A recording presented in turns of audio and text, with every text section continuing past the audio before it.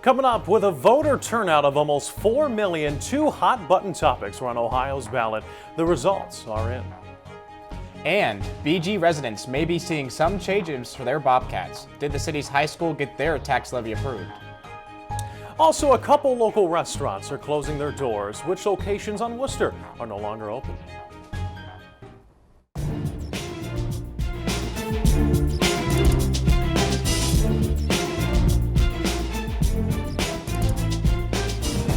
Live from the campus of Bowling Green State University. Welcome to BG Today. I'm Jonathan Angel. And I'm Steve Iwanek. The results are in for the Ohio November general election. Throughout the state, there were two main issues on this year's ballot. Issue 1 passed in a 57 to 43% vote, protecting the right to abortions in Ohio's Constitution. Issue 2 also passed, making Ohio the 24th state to legalize recreational marijuana. Adults 21 and older will be allowed to use cannabis in the state and possess up to 2.5 ounces of marijuana at a time. Now, both issues are set to take effect 30 days after the election. In other election news, a $72.8 million levy for Bowling Green High School has passed. The Bowling Green community passed the issue with almost 60% of the votes in favor of the tax increase. The money from the levy will go towards constructing a new high school for the Bobcats. Construction for the building is estimated to take 3.5 years. Fall is in full swing, which means it's time to get those leaves out of your yards. Anyone who gets their trash and recycling collected by the city is also able to have their leaves picked up. However, leaf collection does not follow the trash and recycling pickup schedule. If you would like your leaves collected, be sure to leave them in a pile close to the curb, away from the cars, mailboxes, light posts, and other structures in the way. You can view an interactive map of your neighborhood's leaf collection status on the city's website. Well, and speaking of the leaves, Aaron, I tell you what, I just love seeing all the orange and red all across campus and whatnot, but it's been a little bit warmer than usual for this time of year. What's the weather looking like coming up? It looks absolutely beautiful, Steve. As you can see behind me, it has been an orange and brown Falcon's paradise out there. The water is still fairly warm, even in the ponds around campus. See the orange and brown leaves above my head. It's been absolutely fantastic out. A lot of these clouds are starting to clear its way out of the area. It's been absolutely gorgeous, and it's been absolutely gorgeous today as well. We're seeing highs up in the 50s in November, 53 today. It's still chilly at night though, 35, but it is fairly breezy at 15, 20 miles an hour. And tomorrow we're really talking about more of the same. Tomorrow we're seeing nice sunny conditions, highs still in the 50s. We're going to see lows close to freezing, but it is still Bowling Green. Still have winds about 10 to 15 miles per hour. As we look ahead into the rest of the week, we're seeing a lot more of the same story. It's absolutely perfect.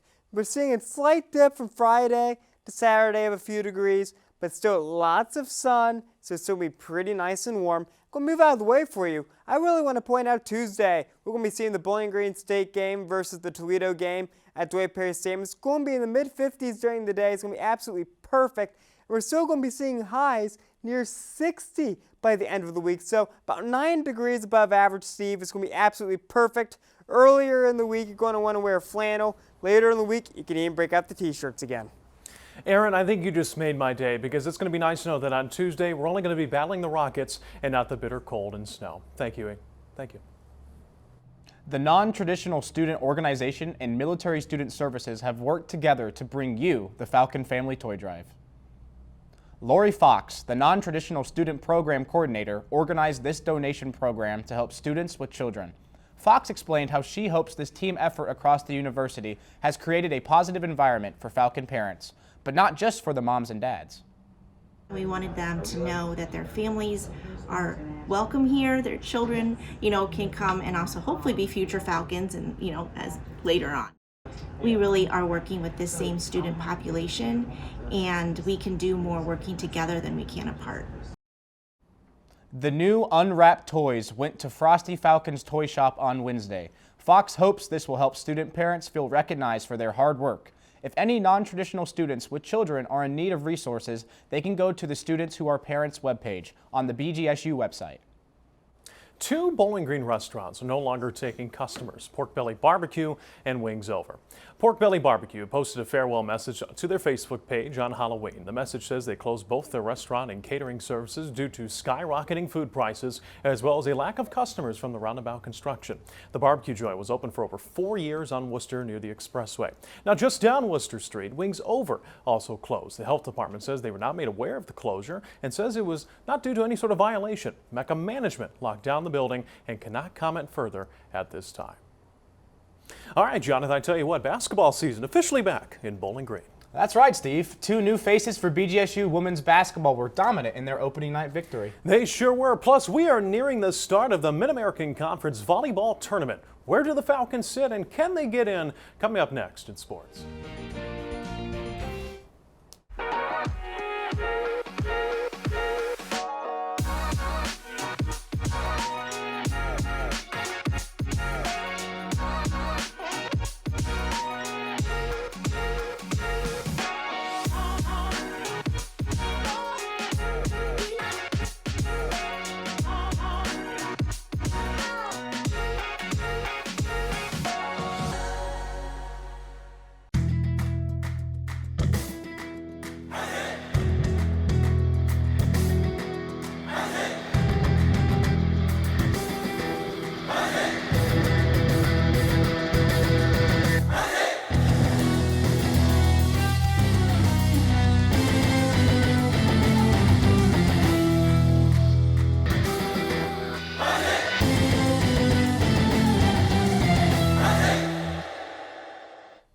BG24 Sports brought to you by Falcon Media Sports Network. Hello everyone, I'm Lucas Kleinmeyer.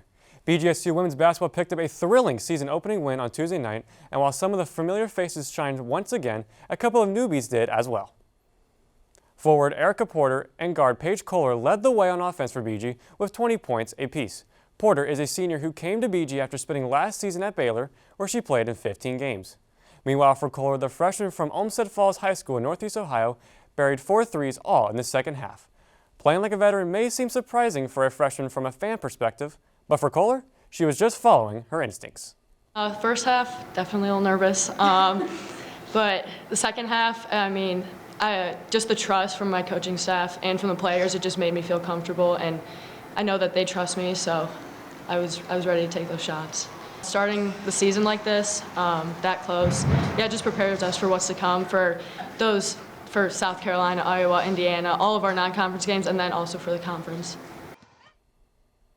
Porter, Kohler, and the Falcons hit the floor next on Saturday as they travel down to the Lone Star State to face Texas State on Saturday at 2.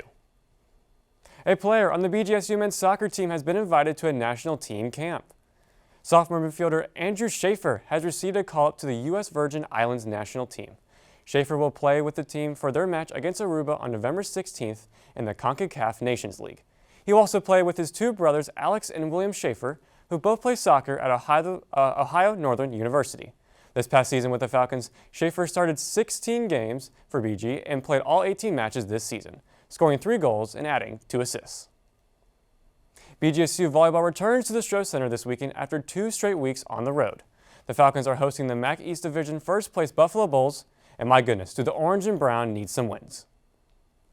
With the MAC tournament coming up in about 10 days, BG and Central Michigan are neck and neck for the last quarter-final spot. The tournament consists of 2 automatic semifinalists, which are the division champions, and then 4 quarterfinalists. If the tournament started today, Central, despite having the same conference record of 8-7 as BG, would be in due to the head-to-head advantage. But the Chippewas also do not have an easy task ahead of them. They host Ohio this weekend, who is 10-5 in MAC and is just 1 win away from claiming their spot in the quarterfinals.